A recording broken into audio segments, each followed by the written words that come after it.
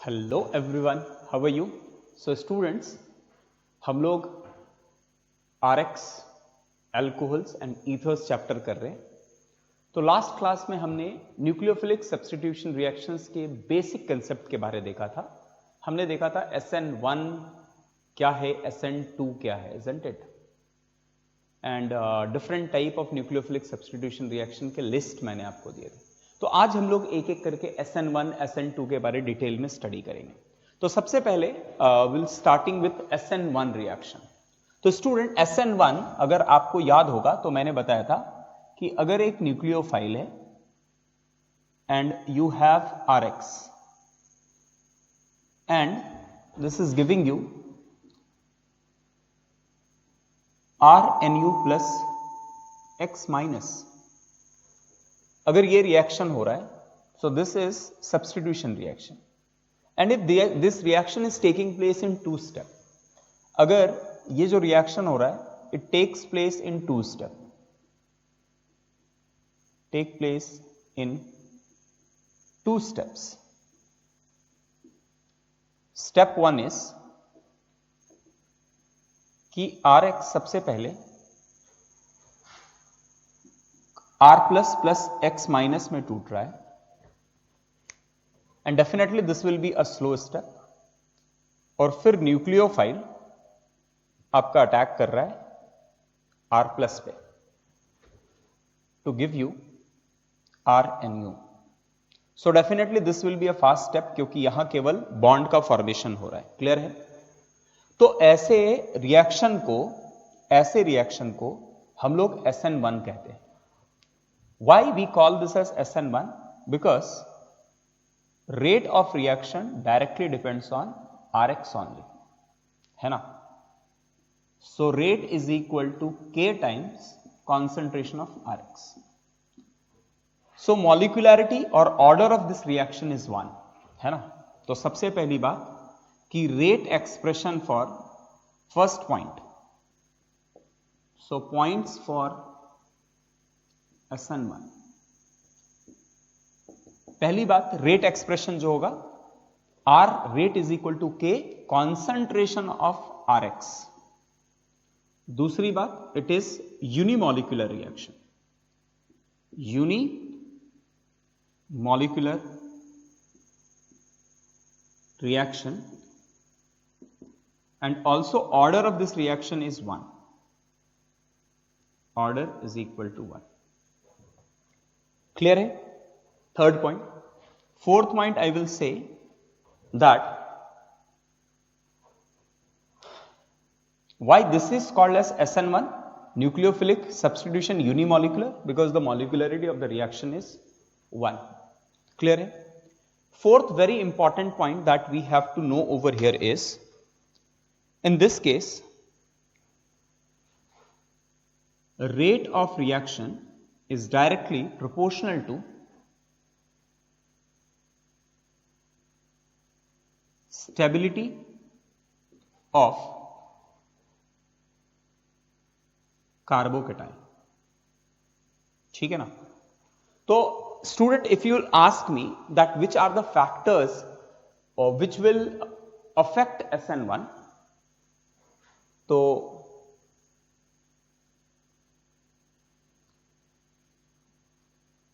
factors affecting SN1 को कौन कौन से फैक्टर अफेक्ट करेंगे? तो स्टूडेंट्स यहां से आप देख सकते हैं कि सबसे पहली बात कि RX किस पे डिपेंड कर रहा है, रेट किस पे डिपेंड कर रहा है? X के कॉन्सेंट्रेशन पे, RX के कॉन्सेंट्रेशन पे। तो it depends on what? It depends on RX। So can I say the factors affecting SN1 is nature of substrate. It depends on what? Nature of substrate. अब substrate में students दो part है, substrate में दो part है, एक तो alkyl part R और एक X that is leaving group. तो क्या ये दोनों पे ही डिपेंड करता है? डेफिनेटली वो दोनों पे ही डिपेंड करेगा, क्योंकि आपका देखो the rate determining step is what? R और X का टूट के निकल जाना अल्कील और लिविंग ग्रुप का अल्कील ग्रुप को छोड़ के निकल जाना is called as what? Rate determining step. So nature of substrate will decide two things. Nature of substrate means what? Nature of substrate में it will come two things. That nature of substrate में I will say first point is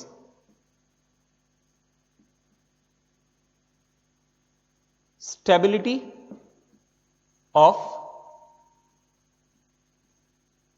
carbocation formed, है ना. पहली बात ये होगी. अच्छा, दूसरी बात, क्या ये कॉन्सेंट्रेशन ऑफ सबस्ट्रेट पे डिपेंड कर रहा है? डायरेक्टली. जितना ज्यादा आरएक्स होगा रेट ऑफ रिएक्शन उतना फास्ट होगा, है ना. It also depends on concentration of substrate. Okay. Third thing I will say, it depends on nature of leaving group. क्योंकि स्टूडेंट्स अगर आप देखेंगे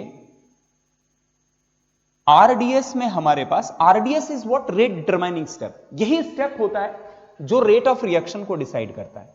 और रेट ऑफ रिएक्शन को डिसाइड करने वाला जो स्टेप है, इस स्टेप में क्या हो रहा है ध्यान से देखो. इस स्टेप में क्या हो रहा है? R और X के बीच का बॉन्ड टूट रहा है और R प्लस और X माइनस बन रहा है.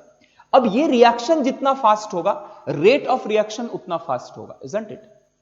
तो मैं how I can say this factors are affecting reaction. Those factors which affect rate of reaction are called as factors affecting reaction, isn't it? तो सबसे पहले स्टूडेंट यहां पर देखो क्या होगा. The bond between R and X will be a very important deciding factor. ये bond जितना वीक होगा X का टूट के निकलना उतना आसान होगा और रिएक्शन उतना ही फास्ट होगा. अब ये स्लोएस्ट स्टेप जितना फास्ट होगा आपका रेट ऑफ रिएक्शन उतना फास्ट होगा. क्लियर है? समझ रहे? The slowest step, the rate of the slowest step और the slowest step decide the rate of the reaction. तो यहां पर दो बातें हैं कि X कितनी आसानी से निकल रहा है और R प्लस जो बन रहा है वो कितना स्टेबल बन रहा है. क्लियर है? So rate of reaction directly depends on what? Rate of reaction depends on stability of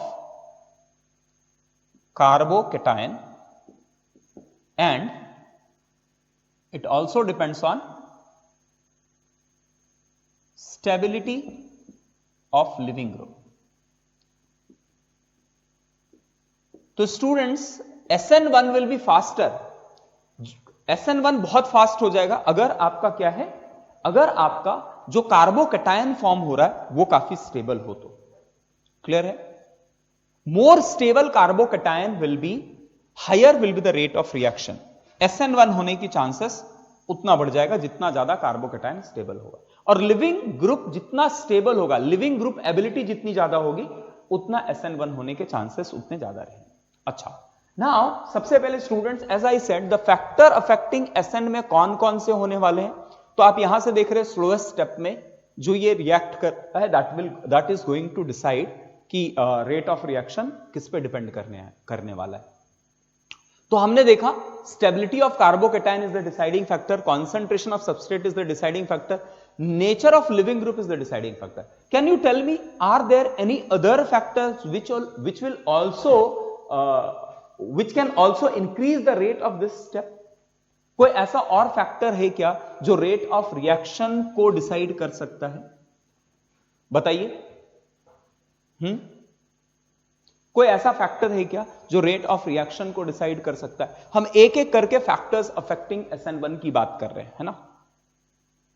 तो second factor is student solvent. तो मैंने पहला फैक्टर क्या बताया? पहला फैक्टर बताया stability of the carbocation formed and the stability of the leaving group. जितना ज्यादा स्टेबल कार्बोकैटायन होगा, जितना ज्यादा स्टेबल लिविंग ग्रुप होगा, आपका रेट ऑफ रिएक्शन उतना फास्ट होगा. अब एक बात समझो, अगर कोई एंटिटी RX को ब्रेक होने में हेल्प कर रहा है, so that will also help the rate of reaction. तो क्या सॉल्वेंट का कुछ इफेक्ट होगा आरएक्स को तोड़ने में? डेफिनेटली उसका इफेक्ट होगा। अब समझते हैं ये कैसे होगा, ठीक है ना। तो before that what I want is कि आप ये सारे जो भी मैंने लिखा है उस पॉइंट को लिख लीजिए पॉज करके, and then we will discuss. I need space for writing few more things, ठीक है। पॉज कीजिए और लिख लीजिए। डन? ओके। नाउ स्टूडेंट्स, तो एक तो पहली बात हो गई कि स्टेबिलिटी ऑफ कार्बोकैटायन है और स्टेबिलिटी ऑफ लिविंग ग्रुप है। जितना ज्यादा स्टेबल कार्बोकैटायन होगा रेट ऑफ रिएक्शन उतना फास्ट होगा, लिविंग ग्रुप जितना स्टेबल होगा रेट ऑफ रिएक्शन उतना फास्ट होगा। अब सॉल्वेंट का नेचर कैसे डिसाइड होने वाला है ये समझिए। तो स्टूडेंट हमें पता है कि RX डिसॉल्व होगा सॉल्वेंट में, isn't it? And solvent may have effect on the cleavage of this R plus plus X minus. अब हमने देखा स्टूडेंट हमारे पास सॉल्वेंट तीन तरह के होते हैं, है ना। Non polar solvent, polar protic solvent और पोलर अप्रोटिक सॉल्वेंट। तो हम इस बात को समझने का ट्राई करते हैं कि कौन सा सॉल्वेंट सबसे ज्यादा प्रिफर्ड होगा SN1 के लिए। अब देखो इस स्टेप में we have two things, RX is broken down into R plus and X minus. अब अगर मेरे पास सॉल्वेंट स्टूडेंट्स यहां पर, अगर मेरे पास सॉल्वेंट मान लो इस जगह पे नॉन पोलर होता है ना, तो नॉन पोलर होता तो इस केस में RX जिसमें बहुत लाइक डेल माइनस और डेल प्लस है, it is not purely developed charge. तो नॉन पोलर का इसके साथ कोई इंटरेक्शन नहीं होगा, इसके साथ भी कोई इंटरेक्शन नहीं होगा। तो नॉन पोलर किसी भी तरह से it is not going to affect this, है ना। कार्बोकैटायन का फॉर्म हो जाना, X माइनस का फॉर्म हो जाना, उसके बाद भी अगर नॉन पोलर है तो नॉन पोलर का इसके साथ भी कोई इंटरेक्शन नहीं होगा और कैटायन एनायन के साथ भी इंटरेक्शन नहीं होता है ना। नॉन पोलर में कोई पोलैरिटी नहीं होती, उसकी इंटरेक्शन कुछ भी नहीं होती। क्लियर है? अच्छा, तो नॉन पोलर तो हमें नहीं चाहिए, क्योंकि नॉन पोलर अगर समझो नॉन पोलर रखा है तो वो किसी तरह से हेल्प नहीं कर रहा है। अगर मैंने इसके जगह नॉन पोलर, अगर मैं बोला non polar solvent, non-polar solvent so have no effect. Effect कौन करेगा? जो इसे तोड़ने में हेल्प कर दे वो इफेक्ट करेगा। क्लियर है? अच्छा, अगर मैंने इस जगह पे पोलर प्रोटिक सॉल्वेंट लिया स्टूडेंट, पोलर प्रोटिक सॉल्वेंट लिया है तो क्या होगा? Polar protic solvent.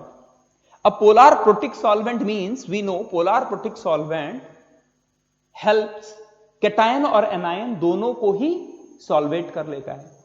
तो पोलर प्रोटिक सॉल्वेंट अगर होगा तो मेरे पास R और X, now try to understand कि ये ट्रांजिशन स्टेट है student, this is transition state. अब ट्रांजिशन स्टेट में दिस हैव डेल माइनस और this have del plus, so polar protic इसको भी डिसॉल्व करेगा और इसको भी डिसॉल्व करेगा और इनको तोड़ने में हेल्प करेगा, है ना। सो पोलर प्रोटिक जब अंडर डेवलप्ड चार्ज है, डेल प्लस डेल माइनस कम है, तो इसका सॉल्वेशन कम रहेगा, बट एक बार वो टूट गया तो उसे बहुत ज्यादा अच्छे से डिसॉल्व करेगा और वापस आने नहीं देगा। समझ रहे? So polar protic solvent will dissolve carbocation and the leaving group more effectively as compare to this. आप देखो सॉल्वेशन ज्यादा उसका होता है जिसका ज्यादा चार्ज होता है ना। तो पोलर प्रोटिक सॉल्वेंट इसे कम डिसॉल्व करेगा लेकिन इसे ज्यादा डिसॉल्व करेगा। तो इसका मतलब जब इसे ज्यादा डिसॉल्व करेगा, R प्लस और X माइनस के साथ उसका ज्यादा इंट्रैक्शन होगा, तो उस टाइम पे एक एनर्जी रिलीज होगी और वो एनर्जी जो रिलीज होगी that will help to break this bond again, है ना। तो RX को बहुत ज्यादा डिसॉल्व नहीं कर रहा है लेकिन R प्लस और X माइनस को बहुत ज्यादा डिसॉल्व करेगा, और जब ज्यादा डिसॉल्व करेगा तो एक एनर्जी बाहर निकलेगी that will help RX to cleave. So can I say polar protic solvent will dissolve cation and anion and help reaction to take place. अच्छा, अगर इसके जगह हमने स्टूडेंट्स पोलार अप्रोटिक रखा होता तो क्या होता? पोलार अप्रोटिक सॉल्वेंट के केस में हमें पता है कि पोलार अप्रोटिक क्या करता है, polar aprotic will dissolve carbocation, but carbanion या जो नेगेटिव चार्ज होगा उसका कोई सॉल्वेशन नहीं होगा।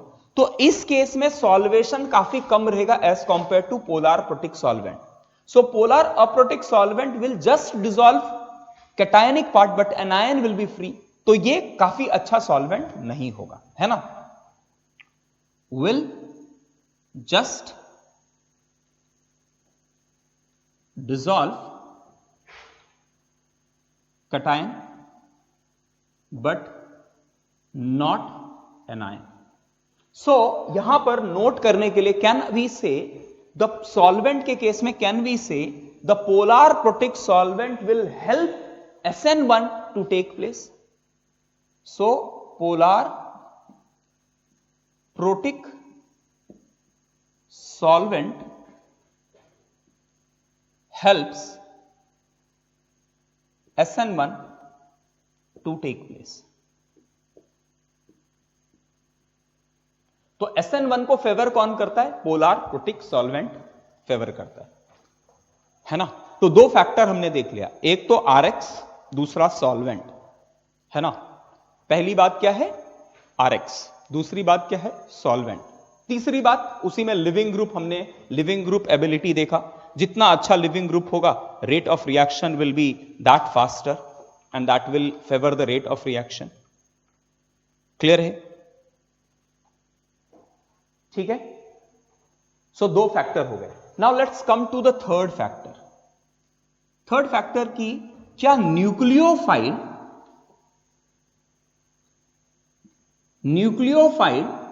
Affect the rate of reaction?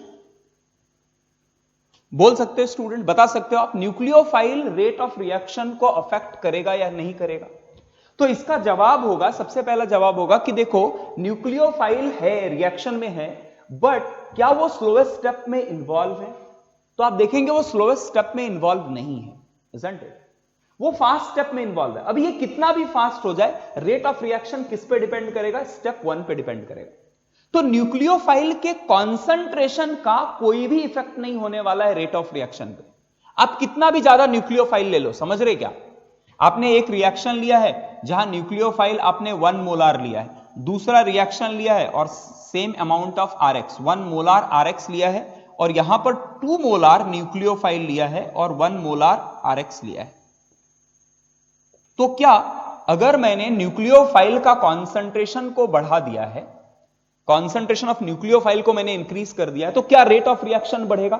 Definitely not. Why? Because nucleophile is not involve in rate determining step, है ना। तो एक इंपॉर्टेंट बात कि concentration of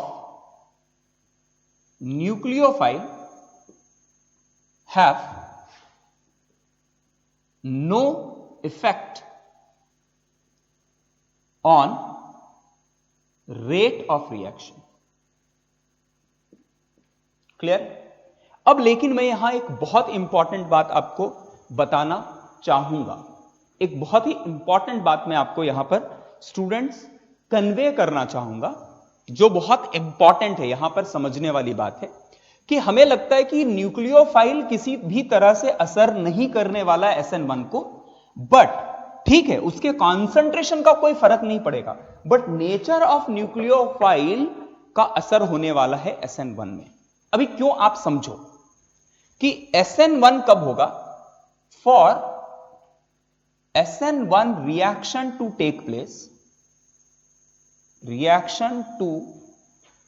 take place, we need a very weak nucleophile in system। यहां पर जो न्यूक्लियोफाइल चाहिए होता है स्टूडेंट, वो बहुत वीक होता है। अब बोलेंगे सर न्यूक्लियोफाइल का तो कोई असर नहीं हो रहा है, तो क्या मैं यहां पर बहुत स्ट्रांग या वीक न्यूक्लियोफाइल ले लूं तो उससे भी कुछ असर नहीं होगा? कॉन्सेंट्रेशन का कोई असर नहीं होगा, बट नेचर ऑफ न्यूक्लियोफाइल का असर होगा। अगर आपने वीक न्यूक्लियोफाइल लिया है स्टूडेंट, तभी SN1 होगा। अगर आपने स्ट्रॉन्ग न्यूक्लियोफाइल लिया है तो SN1 होना कम हो जाएगा, SN1 होने की टेंडेंसी कम हो जाएगी। आप बोलेंगे ऐसा क्यों? अब समझो ऐसा क्यों।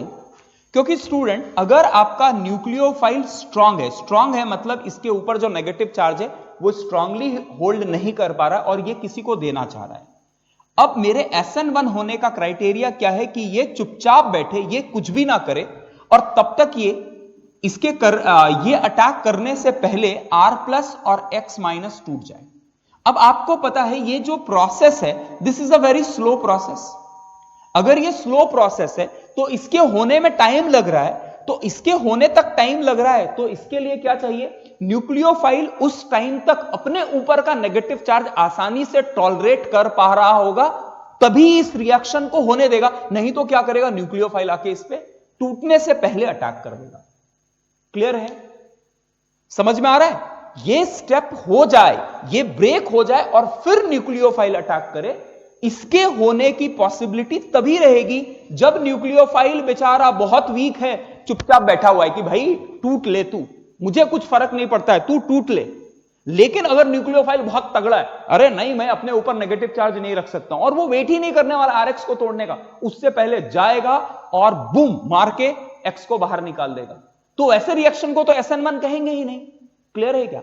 SN1 कब कहलाएगा? जब आपका पहले लिविंग ग्रुप निकल के कार्बोकेटायन फॉर्म करे। उसके लिए यह बहुत इंपॉर्टेंट है कि nucleophile must be very weak. दो न्यूक्लियोफाइल के कॉन्सेंट्रेशन का रेट पे कुछ असर नहीं होता है, बट न्यूक्लियोफाइल का नेचर कैसा चाहिए? बहुत वीक न्यूक्लियोफाइल चाहिए, तभी SN1 होगा, याद रखिए। So we need very weak nucleophile in this case. Clear है? Is it clear? Generally student, the nucleophile we use over here is, ठीक है, होपफुली आपने ये सब कुछ लिखा हुआ है, सो मैं इसे रब करता हूं थोड़ा और 4th पॉइंट लिखता हूं। तो पहला पॉइंट लिख दिया नेचर ऑफ सबस्ट्रेट, दूसरा लिख दिया सबस्ट्रेट, तीसरा लिख दिया न्यूक्लियोफाइल। न्यूक्लियोफाइल के कॉन्सेंट्रेशन का कोई फर्क नहीं है, but for SN1 to take place we need what? We need a very weak nucleophile. Mostly these reaction, इसके लिए mostly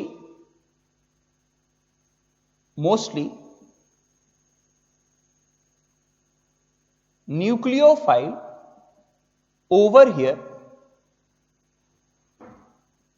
over here is solvent itself. Therefore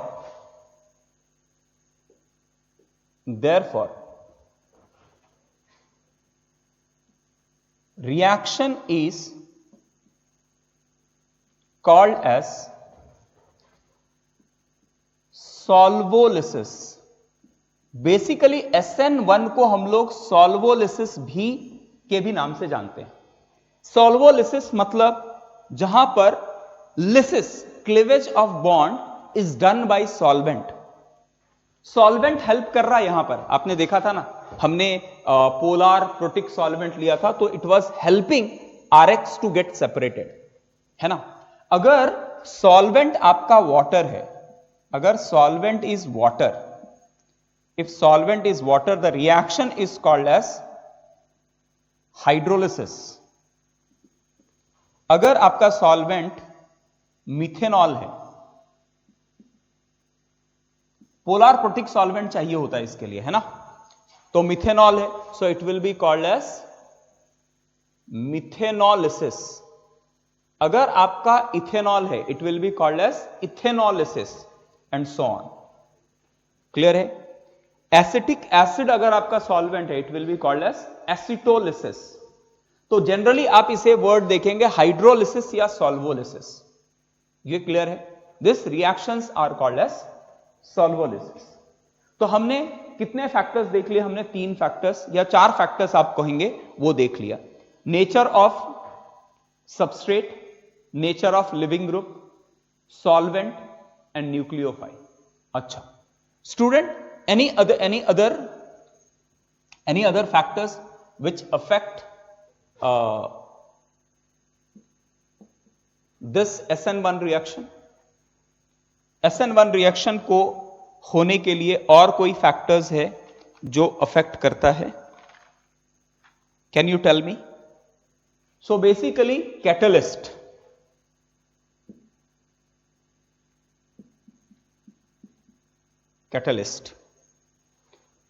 catalyst help. अब ये कैसे catalyst? Basically the catalyst use over here is Ag plus and Pb2 plus. They help SN1 to take place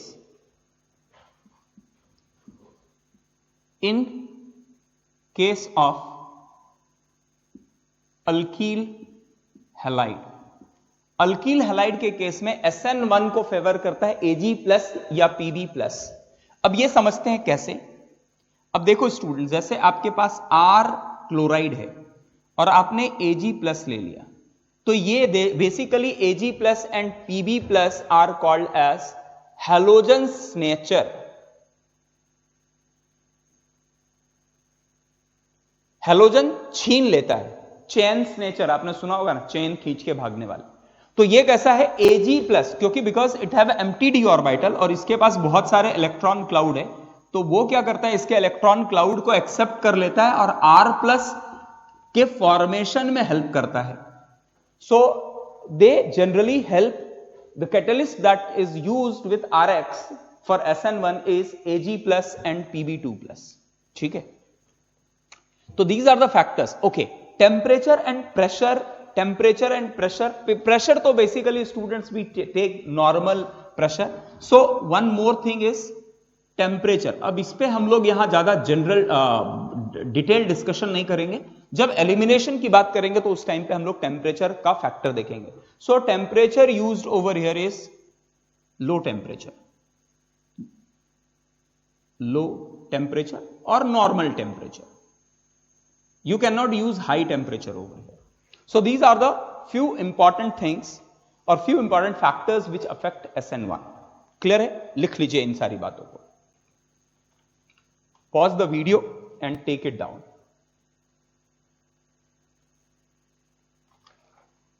Okay, so done students? लिख लिया? Done?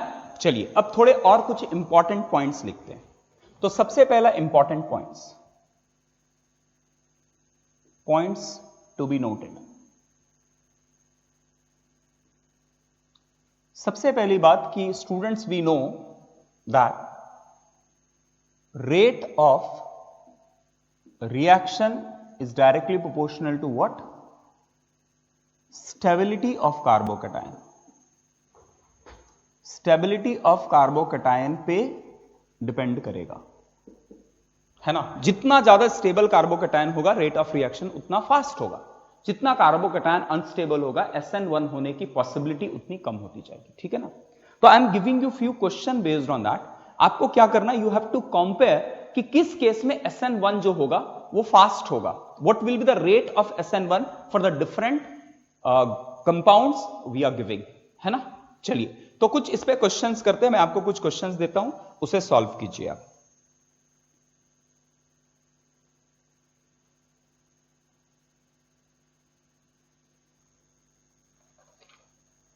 So students, here I have given you 5 questions. Please take it down, pause the video, take it down, solve it, then we will discuss that what is the rate of reaction. What you have to do, you have to compare the rate of reaction for SN1 for these 5 questions. So pause the video, take it down and solve it.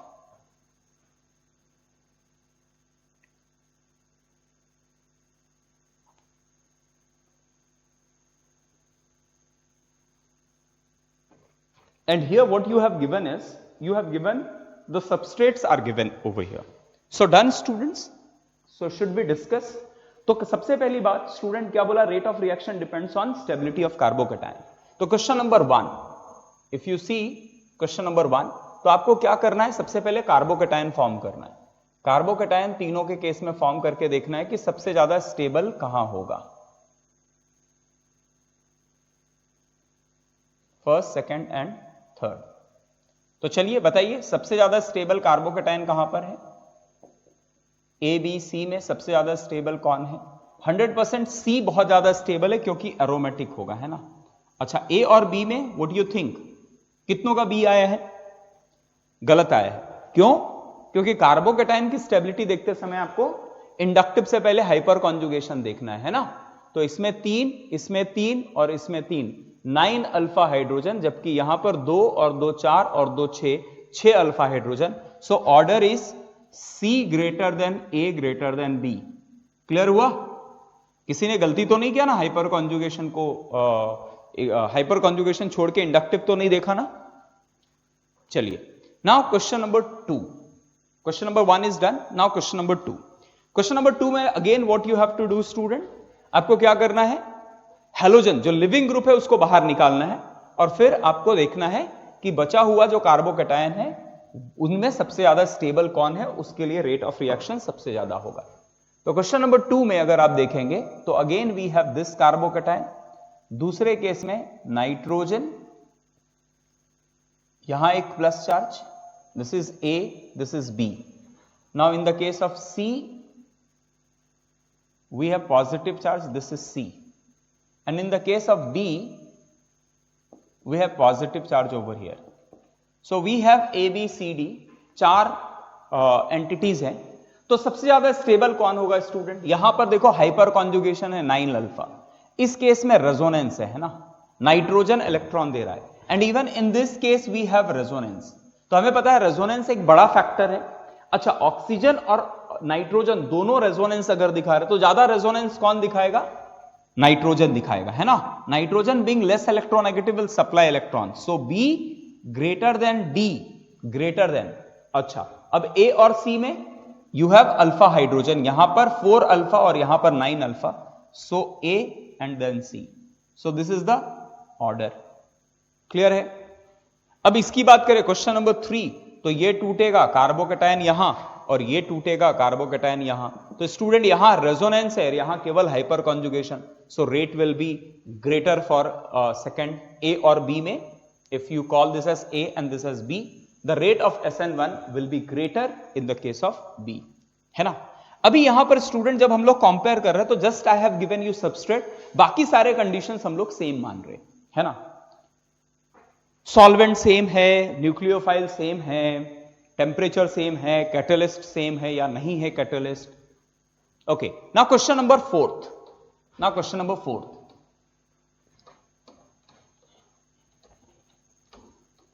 Question number 4 is student, in question number 4 how to solve this. फिर से आपको carbocation form करना है। तो carbocation क्या form होगा? ए के case में होगा CH3+, this is A. B के केस में CH3 CH2+, this is B. CH3 CH CH3+ and CH3 C CH3 and CH3+। तो स्टूडेंट यहां पर 9 अल्फा, यहां पर 6 अल्फा, यहां पर 3 अल्फा और यहां पर 0 alpha. So order will be what? D greater than C greater than B greater than A। तो आप ऐसा देखते हैं generally 3 degree greater than 2 degree greater than 1 degree greater than methyl group for alkyl halide SN1 के लिए। तो ये क्यों होता है? It depends directly on what? Stability of carbocation. Clear है? ठीक है, this is question number 4। Now question number 5, how to solve. Again आपको कार्बोकेटायन फॉर्म करने हैं, कार्बोकेटायन फॉर्म करने के बाद स्टेबिलिटी देखनी है। Done, question number 4 is done. Okay, now question number 5 में student what you have to do, आपको कार्बोकेटायन फॉर्म करना है। तो कार्बोकेटायन फॉर्म करना है तो यहां हो जाएगा CH2+ with CH3, this is A, then CH2+ with OCH3, this is B,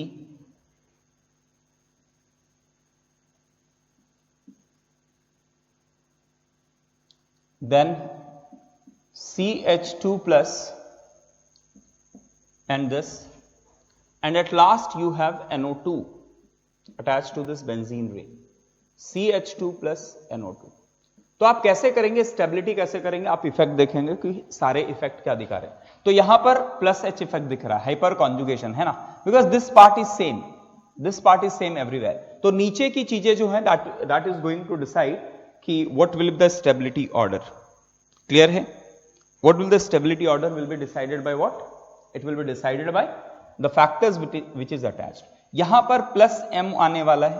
अच्छा, यहां एक हाइड्रोजन है ना, so it will also show plus H and यहां पर माइनस M आएगा. तो स्टूडेंट सबसे ज्यादा स्टेबल कौन होगा? B. फिर कौन होगा? A. Why? Because 3 alpha hydrogen. Then you have C and at last you have D. Clear है? Is it clear to everyone? How to find, how to compare rate of reaction for SN1? So rate of SN1 depends on what? Stability of carbocation, and it's also depend on what? Living group ability. अगर carbocation same form हो रहे, leaving group अलग है, तो leaving group is going to decide the rate of reaction. जितना अच्छा leaving group, rate of reaction उतना ज्यादा. ठीक है? तो पहला पॉइंट जो हमने देखा, point to be noted is कि कार्बोकेटायन की stability is the rate determining step. ठीक है? Now second thing that we have to see over here is कि student, second point that we have to note is as carbocation is formed, as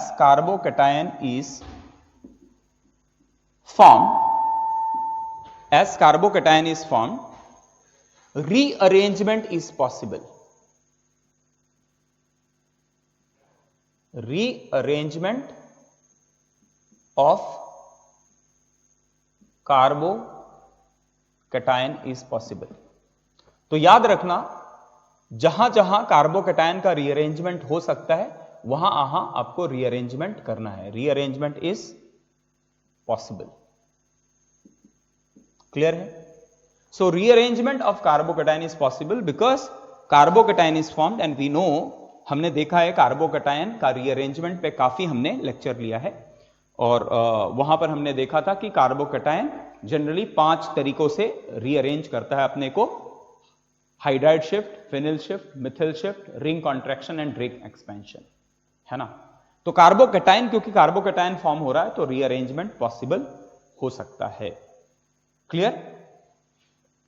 clear है ना? तो चलो इस पे कुछ क्वेश्चंस करते हैं. जैसे आपको क्वेश्चन पूछा जाए कि find out the product in this case.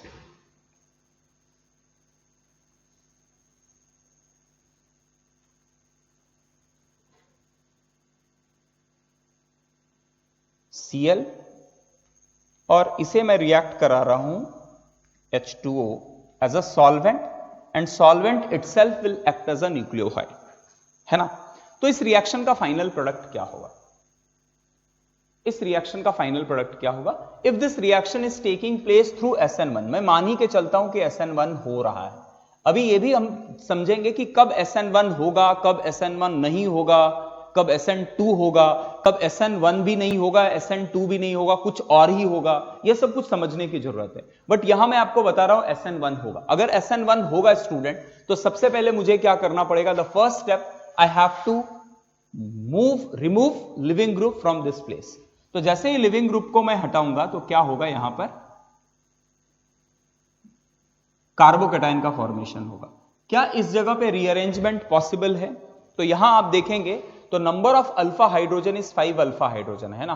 2 2 4 और 1 5. तो अगर ये हाइड्राइड शिफ्ट के लिए जाता है, तो हाइड्राइड शिफ्ट होने से इसकी स्टेबिलिटी बढ़ जाएगी and positive charge will come over here and it will have 3 3 6 and 7 alpha hydrogen. अब इस प्लेस पे 7 अल्फा हाइड्रोजन, एक बार कार्बोकैटायन अपने मोस्ट स्टेबल फॉर्म में चला गया, उसके बाद न्यूक्लियोफाइल, और यहां आप ये बात कर सकते हैं solvent will attack, because SN1 के केस में solvent itself act as a nucleophile. अब ये अटैक करेगा स्टूडेंट, तो अटैक करने के बाद क्या होगा? अटैक करने के बाद finally what you will get is, you will get protonated alcohol in this case, है ना.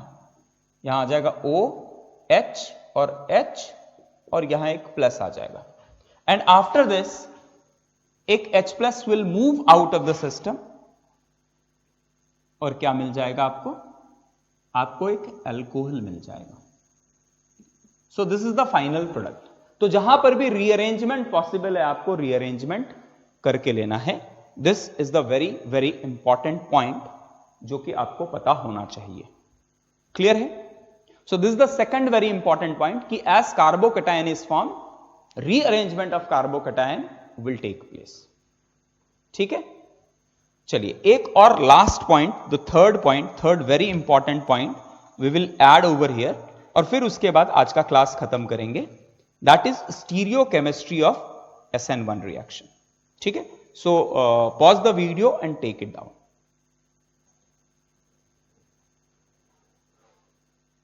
Okay, so last point over here, what I want to discuss is stereochemistry of SN1 reaction. So likhe, so third very important point is stereochemistry of SN1. Stereochemistry of SN1. तो students अगर आप देखेंगे, मान लिया कि हमारे पास यहां hydrogen है, यहां CH3 है, यहां C2H5 है और मेरे पास एक X है एंड एक न्यूक्लियोफाइल है।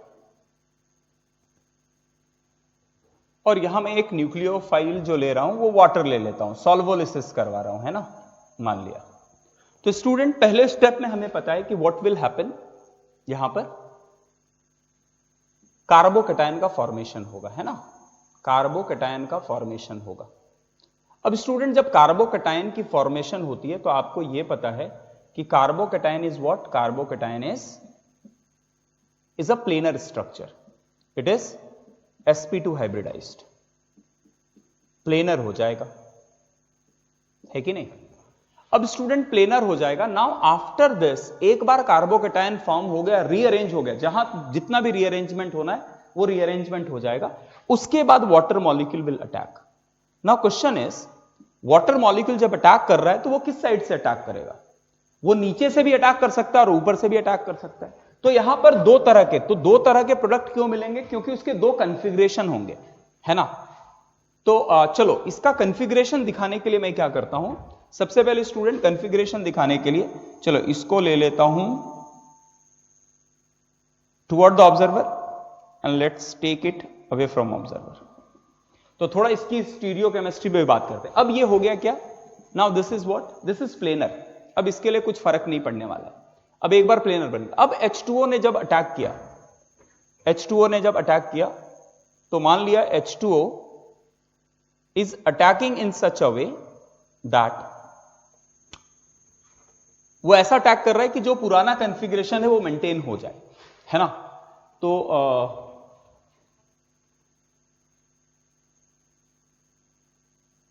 क्योंकि ये ऊपर से भी अटैक कर सकता है और नीचे से भी अटैक कर सकता है ना, C2H5 and CH3।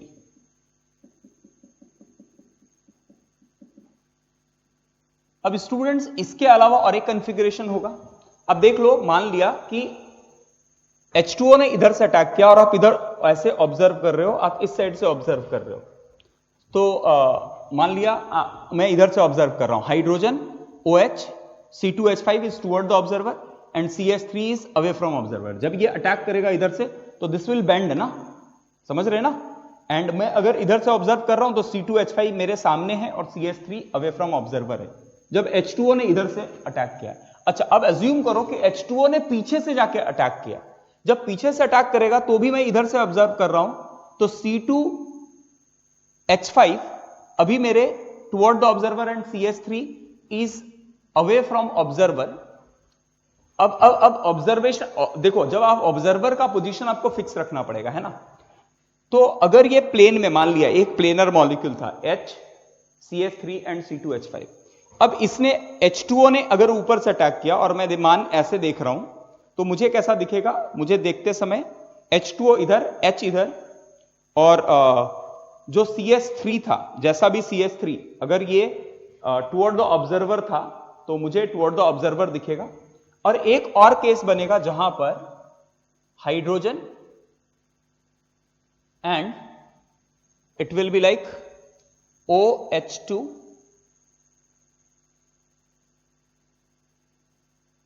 C2H5 is toward the observer and OH minus is and CS3 is away from observer. ये क्लियर हो गया स्टूडेंट? क्या मैं बोल रहा हूं, ये मेरे प्लेन में है, प्लेन बन गया और वाटर ने ऐसे अटैक किया और मैं वाटर, हाइड्रोजन वाटर को देख रहा हूं, तो C2H5 मेरे side, CS3 away from observer. इधर से अटैक किया तो H2O, C2H5 मेरे साइड और CS3 अवे फ्रॉम ऑब्जर्वर। दो केसेस बना दिए मैंने, दोनों ही केस में C2H5 टुवर्ड द ऑब्जर्वर है। अब अगर आप इनका, अब ये स्टेप के बाद क्या होता है, H+ will move out, H+ will move out, H+ move करेगा और OH रह जाएगा। अब चलो इनका कॉन्फ़िगरेशन देखो, इनका कॉन्फ़िगरेशन अगर आप देखेंगे तो स्टूडेंट इस केस में इसका जो भी कॉन्फ़िगरेशन है, आप देखो इसका जो भी कॉन्फ़िगरेशन है, इसका एग्जैक्टली उल्टा कॉन्फ़िगरेशन ये मिल रहा है ना, इसका एग्जैक्टली उल्टा कॉन्फ़िगरेशन ये मिल रहा है। अभी इसका अगर कॉन्फ़िगरेशन पूछा जाए तो क्या मैं करूंगा, मैं क्या करूंगा, पहले H को पीछे लेके जाऊंगा, है ना, CS3 को यहां और हाइड्रोजन को पीछे लेके चला गया, तो मैंने एक इंटरचेंज ऑलरेडी कर दिया है। तो अभी जो भी मिलेगा मुझे ऑर्डर, अभी जो भी कॉन्फ़िगरेशन मिलेगा उसका उल्टा कर दूंगा तो एक्चुअल मॉलिक्यूल का मुझे कॉन्फ़िगरेशन मिल जाएगा। समझ रहे हो मैं क्या कर रहा हूं? क्लियर हो रहा है? क्योंकि सबसे पहले RS नॉमेनक्लेचर असाइन करते समय जो फोर्थ ग्रुप है that must be away from observer, तो ये मैंने कर दिया। अब मुझे पता है this is 1, this is 2, this is 3, so this is what, this is clockwise. Clockwise इसका मतलब R, लेकिन ये अगर R है तो एक इंटरचेंज किया, तो this will be what, this is S। Similarly अगर यहां बात करें स्टूडेंट, इस केस में बात करें तो इस केस में क्या होगा, फिर से देख लो, OH इधर, C2H5 इधर, और हाइड्रोजन को एक और इंटरचेंज कर दिया यहां से। अब इस केस में अगर आप देखो तो 1 2 3, 1 2 3 is anti clockwise, anti clockwise मतलब ये S, अगर ये S तो ये क्या हो जाएगा, दिस विल बी R। तो आपको दोनों ही कॉन्फ़िगरेशन मिल रहे, क्लियर है? ये आपको समझ में आया, ये समझ में आया, R और S दोनों ही कॉन्फ़िगरेशन मिलेंगे। तो अच्छा, एक तो बात है स्टूडेंट कि इसकी एक कॉन्फ़िगरेशन होगी, इसकी एक कॉन्फ़िगरेशन होगी जिससे अगर इसकी कॉन्फ़िगरेशन मान लिया R होता, जैसे यहां पर अगर ये क्लोरीन एटम है, ये क्लोरीन एटम है ना, ये क्लोरीन एटम है, तो चलो इसको ऐसे देखते हैं, Cl C2H5 C2H5 और CS3। सबसे पहले इसका कॉन्फ़िगरेशन क्या है ये पता करना है, तो मैं क्या करूंगा, ये CS3 को इंटरचेंज कर देता हूं, एक इंटरचेंज किया तो जो भी आएगा उसका अपोजिट कर दूंगा, तो this will be the structure. So this is 1, this is 2, this is 3, so 1 2 3 it is clockwise R, therefore actual molecule is what, actual molecule is S। तो अगर मैं यहां CS3 रखूं, सो दिस, इसका कॉन्फ़िगरेशन S है। My question is, अगर मैंने S ना लेके R लिया होता, मैंने S ना लेके R लिया होता, अज्यूम करो R लिया होता, तो क्या इस केस में जो प्रोडक्ट मिल रहे हैं वो कुछ चेंज होते? S लिया तो मुझे R और S दो कॉन्फ़िगरेशन मिल रहे, क्या मैंने R लिया होता तो भी कॉन्फ़िगरेशन कुछ चेंज होता क्या? Answer is no. क्यों? क्योंकि S लिया तो भी एक कार्बोकैटायन जनरेट जो हो रहा है, it is a planar structure. अगर आपने R लिया होता तो भी ये एक बार प्लेनर ही बनता। एग्जैक्टली S लो या R लो, जो इंटरमीडिएट बनेगा वो सेम मिलेगा, तो प्रोडक्ट भी सेम मिलेगा। तो रिएक्टेंट के स्टीरियो केमिस्ट्री पे प्रोडक्ट का स्टीरियो केमिस्ट्री डिपेंड नहीं कर रहा है। ऐसे रिएक्शन को हम लोग नॉन स्टीरियो स्पेसिफिक रिएक्शन बोलते हैं, non stereo specific reaction. What? Non stereo specific. Non stereo specific का मतलब क्या है? Non stereo specific means reactant के स्टीरियोकेमिस्ट्री पे प्रोडक्ट का स्टीरियोकेमिस्ट्री डिपेंड नहीं करे, वैसे रिएक्शन को हम लोग नॉन स्टीरियो स्पेसिफिक रिएक्शन बोलते हैं। अच्छा, और स्टीरियो स्पेसिफिक किसको बोलते हैं? अगर आपने एक टाइप का स्टीरियो आइसोमर लिया है तो आपको प्रोडक्ट जो मिल रहा है वो प्रोडक्ट बदल जाएगा अगर आपने स्टीरियोकेमिस्ट्री रिएक्टेंट का बदल दिया। ऐसे रिएक्शन को स्टीरियो स्पेसिफिक रिएक्शन बोलते हैं। क्लियर है क्या बोल रहा हूं मैं? रिएक्टेंट के स्टीरियोकेमिस्ट्री पे अगर प्रोडक्ट की स्टीरियोकेमिस्ट्री डिसाइड हो रही है तो ऐसे रिएक्शन को स्टीरियो स्पेसिफिक रिएक्शन बोलेंगे। लेकिन SN1 कैसा है? Non stereo specific. क्लियर है? SN1 is non stereo specific, even it is non stereo selective. Non stereo selective. Why this is called as non stereo selective? क्योंकि दो product में से R और S में से इसका रुझान एक के तरफ नहीं है। सेलेक्टिव मतलब दो तो प्रोडक्ट बन रहे, R और S दोनों बन रहे, क्या मैं उनमें से एक को ज्यादा प्रिफर कर रहा हूं ओवर अदर? तो सेलेक्टिविटी मेरी बढ़ जाएगी। ऐसे रिएक्शन को स्टीरियो सेलेक्टिव बोलते हैं। दो पॉसिबिलिटी है, उनमें से एक को प्रिफर करना और दूसरे को प्रिफर नहीं करना, that is called as stereoselective. Selective हो जाना, दो में से एक को सेलेक्ट करना is called as stereoselective. तो यहां R और S ऑलमोस्ट सेम क्वांटिटी में मिलेंगे, ऐसे केस को हम लोग non stereo specific and non stereo selective reaction बोलते हैं। नॉन स्टीरियो स्पेसिफिक क्यों? क्योंकि रिएक्टेंट का स्टीरियोकेमिस्ट्री प्रोडक्ट के स्टीरियोकेमिस्ट्री को अफेक्ट नहीं कर रहा है। और नॉन स्टीरियो सेलेक्टिव क्यों? क्योंकि इनमें R और S में किसी एक को ज्यादा सेलेक्ट नहीं कर रहा है। अच्छा, अब यहां पर स्टूडेंट एक बात आता है, एक इंपॉर्टेंट बात जो मैं आपको यहां बताऊंगा कि इसे दो it is non stereo selective, but कुछ केसेस में ये थोड़ा स्टीरियो सेलेक्टिव हो जाता है ना, थोड़ा स्टीरियो सेलेक्टिव हो जाता है। तो अब ये डिस्कशन हम कल के क्लास में करेंगे, बिकॉज आज का class already it is like 52 minutes का हो गया है और यहां हमने SN1 ऑलमोस्ट खत्म किया है।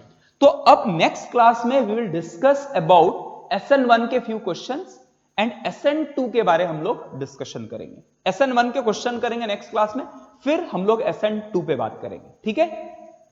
काफी आसान टॉपिक है, काफी सिंपल टॉपिक है, इंटरेस्टिंग टॉपिक है, आपको समझने की जरूरत है, थोड़ा ध्यान में दीजिए। बहुत अच्छा टॉपिक है, बहुत इंटरेस्टिंग टॉपिक है। So thank you very much students, thank you very much.